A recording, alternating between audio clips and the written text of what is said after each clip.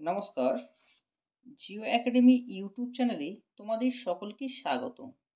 আজকে আমি তোমাদের জন্য একটি বিশেষ গুরুত্বপূর্ণ বিষয় নিয়ে হাজির হয়েছি, যেটা হলো ভারতের প্রধান নদী গঙ্গা, তার ডান দিকের উপনদী এবং বাম দিকের উপনদী সম্বন্ধে আলোচনা করব এবং তোমাদেরকে আজকে বোঝাবো যে কোন নদী কোথায় উৎপত্তি হয়েছে এবং কোন নদীর কত দৈর্ঘ্য।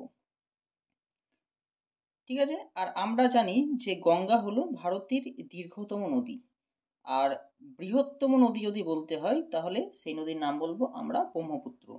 কারণ ব্রহ্মপুত্র সব থেকে বেশি জল বহন করে নিয়ে চলে, আর গঙ্গা নদী হচ্ছে দৈর্ঘ্যতম বা দীর্ঘতম নদী। এই নদী ভারতের বৃষ্টির জলে নয়, এটা হচ্ছে হিমালয়ের বরফ গলা জলে পুষ্ট নদী। তাই এই নদীতে সারা বছর বরফ গলা জলে পুষ্ট থাকে এবং সারা বছর পর্যাপ্ত পরিমাণে জল দেখতে পাই। তাহলে আজকে আমরা প্রথম শুরু করি ভারতের প্রধান নদী গঙ্গাকে নিয়ে। ভারতের প্রধান নদী গঙ্গা। এই গঙ্গা নদীর উৎস হল উত্তরাখণ্ডের কুমায়ুন হিমালয়ের গঙ্গোত্রী হিমবাহের গোমুখ গুহাতে গঙ্গা নদীর উৎপত্তি হয়েছে, এই জায়গাটাতে। এবং এই নদী উত্তরাখণ্ডের উপর দিয়ে, উত্তরপ্রদেশের উপর দিয়ে, আমাদের বিহারের উপর দিয়ে চলে এসেছে ফারাক্কা পর্যন্ত বা মুর্শিদাবাদ। মুর্শিদাবাদে এসে এই নদী দুটি ভাগে ভাগ হয়ে গেছে। একটা চলে গেছে বাংলাদেশের উপরে, যার নাম দেওয়া হয়েছে পদ্মা, এবং একটা অংশ আমাদের পশ্চিমবঙ্গের ভিতর দিয়ে চলে এসেছে, যার নাম দেওয়া হয়েছে আমাদের ভাগীরথী এবং হুগলি নদী। মুর্শিদাবাদের ধুলিয়ানের কাছে নদীটি ভাগ হয়েছে। কি বললাম? মুর্শিদাবাদের ধুলিয়ানের কাছে নদীটি ভাগ হয়েছে। এই ধুলিয়ানের মুখটা মজে যাওয়ার জন্য বর্তমানে আমাদের যে ফারাক্কা ব্যারেজ, সেই ব্যারেজটাকে নির্মাণ করা হয়েছে এবং ফিডার ক্যানেলের সাহায্যে গঙ্গা নদীর জলটাকে বা নাব্যতাটাকে ঠিক করার জন্য ফিডার ক্যানেলের সাহায্যে জলটাকে পর্যাপ্ত পরিমাণে গঙ্গায় নিয়ে আসা হয়। ঠিক আছে, এই গেল আমাদের গঙ্গা নদী। এবং গঙ্গা নদীর দৈর্ঘ্য হলো 2510 কিলোমিটার। কি বললাম? এইখান থেকে গঙ্গোত্রী হিমবাহ থেকে আমাদের ফারাক্কা পর্যন্ত গঙ্গা নদীর উৎপত্তি থেকে আমাদের সমুদ্র পর্যন্ত গঙ্গা নদীর মোট দৈর্ঘ্য বা লেন্থ হলো 2510 কিলোমিটার। এই যে দেখতে পাচ্ছ, এই যে লাল রঙের, এইটা হচ্ছে আমাদের প্রধান গঙ্গা নদী। ঠিক আছে, এই দিকেরগুলো হচ্ছে বাম দিকের উপনদী এবং এইগুলো হচ্ছে ডান দিকের উপনদী। ঠিক আছে, এবার আমরা ডান দিকের উপনদীগুলো সম্বন্ধে জানবো একে একে। প্রথমে কি আছে? রামগঙ্গা, তারপর গোমতী, ঘরঘরা, গণ্ডকী এবং কোশি। বাম তীরের উপনদীগুলো হলো যমুনা, সোন, দামোদর। এই হচ্ছে বাম তীরের গঙ্গার উপনদী। ঠিক আছে, ফার্স্ট অফ অল আমরা ডান তীরের যে প্রধান বা প্রথম উপনদীটা আছে সেই সম্বন্ধে জানব। প্রথম উপনদীটা হচ্ছে রামগঙ্গা। রামগঙ্গা নদীর উৎপত্তি হল হিমালয় পর্বতের দুধতলি নামে একটি স্থানে, এবং এই নদীটি মিলিত হয়েছে গঙ্গার সঙ্গে। ঠিক আছে, এটাকে নাম দেওয়া হয়েছে দেবপ্রয়াগ। দেবপ্রয়াগে মিলিত হয়েছে। রামগঙ্গা নদীর দৈর্ঘ্য হল 596 কিলোমিটার। কি বললাম? রামগঙ্গা নদীর দৈর্ঘ্য হল 596 কিলোমিটার। তারপর যে নদীটার নাম আসবো বা উপনদীটা আছে সেটা হচ্ছে গোমতী। গোমতী নদীর উৎস হল গোমাত তাল থেকে।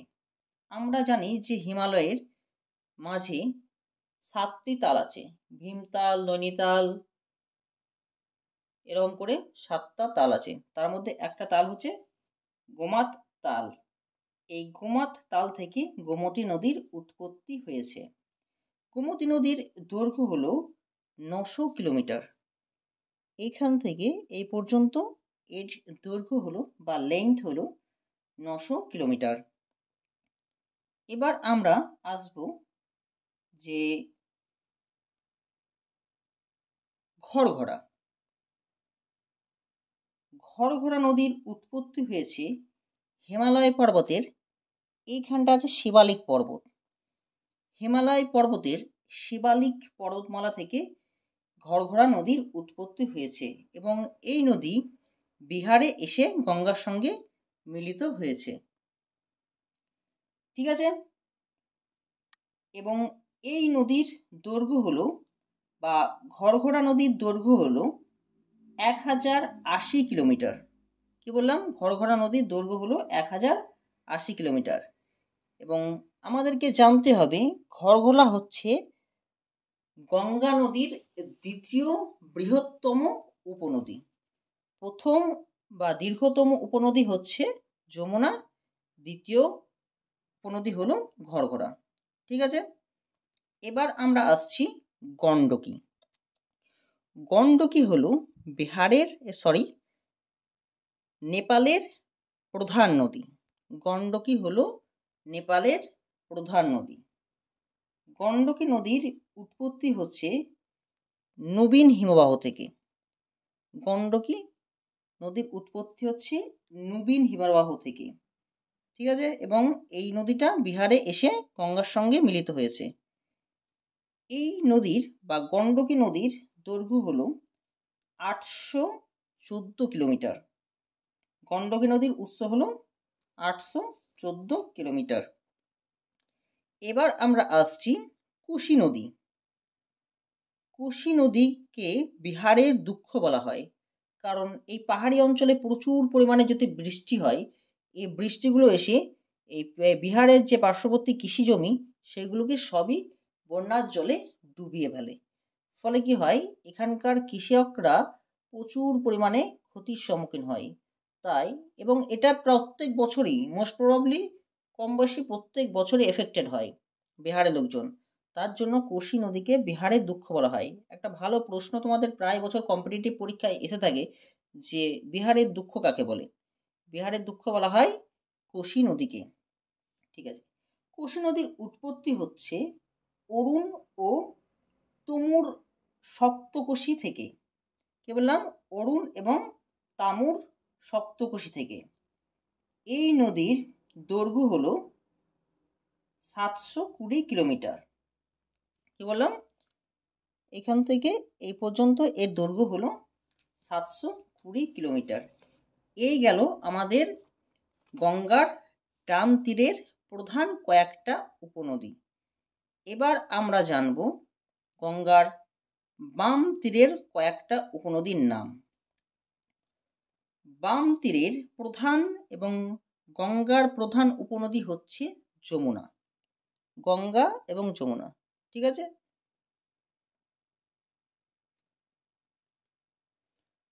যমুনা নদীর উৎপত্তি হচ্ছে যমুনেত্রী হিমবাহের থেকে এবং এই যমুনেত্রী হিমবাহ থেকে এসে আমাদের প্রয়াগরাজ, আগে কি ছিল এলাহাবাদ, এখন প্রয়াগরাজে আমাদের গঙ্গার সঙ্গে মিলিত হয়েছে। ঠিক আছে, এবং যমুনার একটা প্রধান যে উপনদী সেটা হচ্ছে চম্বল। ঠিক আছে, চম্বল নদীর উৎপত্তি হচ্ছে জানাপাপ অঞ্চল থেকে। এর দৈর্ঘ্য হচ্ছে 1024 কিলোমিটার চম্বলের। এবং যমুনা নদীর দৈর্ঘ্য হল 205 কিলোমিটার। কি বললাম? যমুনা নদীর দৈর্ঘ্য হল 205 কিলোমিটার। এই গেল আমাদের যমুনা নদী। তারপরে আমরা আসব সোন নদী। সোন নদীর উৎপত্তি হয়েছে অমরকণ্টক। এইখানটায় আমাদের অমরকণ্টক পাহাড় আছে। এই অমরকণ্টক পাহাড় থেকে সোন নদীর উৎপত্তি হয়ে আমাদের বিহারের কাছে গঙ্গার সঙ্গে মিলিত হয়েছে। ঠিক আছে, সোন নদীর দৈর্ঘ্য হল 784 কিলোমিটার। সোন নদীর দৈর্ঘ্য কত বললাম? 784 কিলোমিটার। লাস্ট যে নদীটার নাম আসবো বা উপনদীটার নাম আসবো সেটা হচ্ছে দামোদর, যেটা বিশেষ করে আমাদের পশ্চিমবঙ্গের উপরেই উৎপত্তি হয়েছে এবং আমাদের পশ্চিমবঙ্গের উপরে উৎপত্তি নয়, উৎপত্তিতে হয়েছে ঝাড়খণ্ডে এবং গোড়াটা বয়ে চলেছে আমাদের পশ্চিমবঙ্গের উপর দিয়ে। ঠিক আছে, দামোদর নদীর উৎপত্তি হচ্ছে ছোটনাগপুর মালভূমিতে। কি বললাম? ছোটনাগপুর মালভূমিতে। এবং এই দামোদর নদীকে বাংলার দুঃখ বলা হয়, কারণ ছোটনাগপুর মালভূমিতে যদি হঠাৎ করে প্রচুর পরিমাণে বৃষ্টিপাত হয়ে থাকে, সেই বৃষ্টির জল আমাদের এই দামোদরের উপর দিয়ে বা ডিভিসি ব্যারেজের উপর দিয়ে আসে এবং ডিভিসি এই জল পর্যাপ্ত পরিমাণে সঞ্চয় করতে না পেরে ছেড়ে দেয়। ফলে বাঁকুড়া, পুরুলিয়া, বর্ধমান, হুগলি এই জেলাগুলোকে প্লাবনের সম্মুখীন হতে হয়। কম বেশি প্রত্যেক বছরই এই বৃষ্টির জল বা দামোদরের জলে এই অঞ্চলগুলো প্লাবিত হয় এবং কৃষকরা প্রচুর পরিমাণে ক্ষতিগ্রস্ত হয়। এই গেল আমাদের ভারতের কয়েকটা প্রধান নদীর ডান তীরের এবং বাম তীরের উপনদীগুলো সম্বন্ধে আমরা বিশদ আলোচনা করলাম। এবং আরেকটা জিনিস আমরা এখানে বলে দিই যে গঙ্গোত্রী হিমবাহের গোমুখ গুহা থেকে রামগঙ্গা যতটুকু পর্যন্ত মিলেছে বা রামগঙ্গা পর্যন্ত এইটুকু নাম দেওয়া হয়েছে ভাগীরথী, এবং আমাদের ফারাক্কা থেকে মায়াপুর পর্যন্ত এইটুকু নাম আবার ভাগীরথী। ঠিক আছে, এইটুকু মানে ফারাক্কা থেকে মায়াপুর পর্যন্ত ভাগীরথী এবং গঙ্গোত্রী হিমবাহ থেকে রামগঙ্গার আগে পর্যন্ত এইটুকু নাম দেওয়া হয়েছে ভাগীরথী। এইখানটা এবং এইখানটা একই নাম দেওয়া হয়েছে। এবং মায়াপুরের পর থেকে এখানটা কলকাতা নদী বা হুগলি নদী নাম দেওয়া হয়েছে। ঠিক আছে, আর একটা যে প্রধান শাখা নদী বেরিয়ে গেছে সেটা পদ্মা, এটা বাংলাদেশের মধ্য দিয়ে বয়ে গিয়ে বঙ্গোপসাগরে পড়েছে।